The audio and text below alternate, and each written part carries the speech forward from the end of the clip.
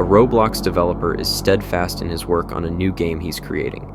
His goal, much like that of many other developers, is to earn as much Robux as he can, to later convert it to USD via the DevX program. Just as he is about to write the first line of code, it's a photo from a site on the dark web. The text states that a ransomware group calling themselves ALPHV or BlackCat have gained access to more than 265 plus gigabytes worth of data covering employee and client information. The data courtesy of Tipalti, an accounting software provider that Roblox just so happens to use for its payment automation. They say that if their demands aren't met within 2 hours of contacting these companies, they will release the data to the public in frequent packages over the coming months. For Roblox, they threaten to individually extort creators, saying that they have confidential information, such as tax documents. They make their message clear, saying there is no room for negotiation. You either pay or you don't.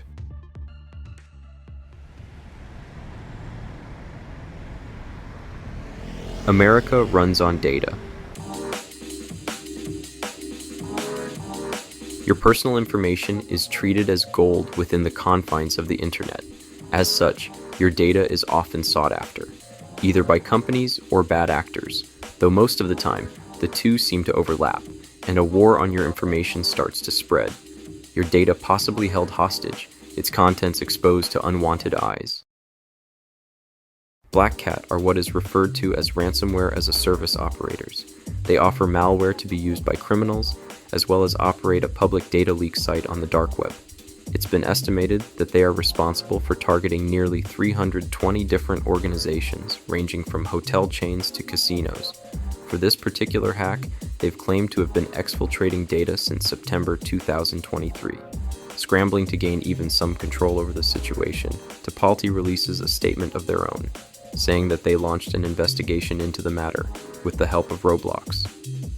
BlackCat strategically aimed to start discussions with the affected organizations on Monday, December 4th, right when the stock markets open. They don't target Tipalti directly though, given the company's lack of insurance when it comes to extortion. Instead, the focus is on individually contacting the customers, that being Roblox and Twitch. And as the time until the data release starts to wear thin, a statement is released once more by Tipalti. There was no evidence found of any data leak. Nobody was ever contacted by the group, neither Roblox or Twitch. The initial post made by BlackCat on their data leak site is deleted. The day comes and goes without incident. In fact, this whole ordeal goes radio silent for a week. That is, until their primary domain goes offline. BlackCat administration claims that it's a hardware issue. A few days later, on December 19th, the domain was seized by the FBI. This was at 7:26 a.m. Eastern Time, and it wasn't until 5 hours later that BlackCat managed to unseize it. They make a post, vowing revenge against the United States government through hacking critical infrastructure. Things, of course, go much deeper than that. The timeline of this 5-hour period of domain seizing gets a bit murky. The address of the site had what's called a signing key. For .onion addressing, this key allows the owner to freely access and use the Onion service. In this scenario, the FBI had somehow gotten a hold of the key, and what ensued was a tug-of-war between BlackCat and the FBI over control of the domain.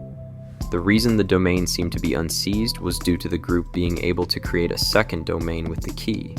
This second server was registered to be the default, since it was the newest one, thus giving the illusion that they had snatched the site back.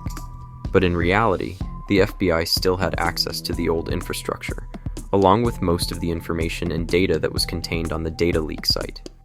For Roblox and the other affected parties, this is where the interaction between them and BlackCat ends.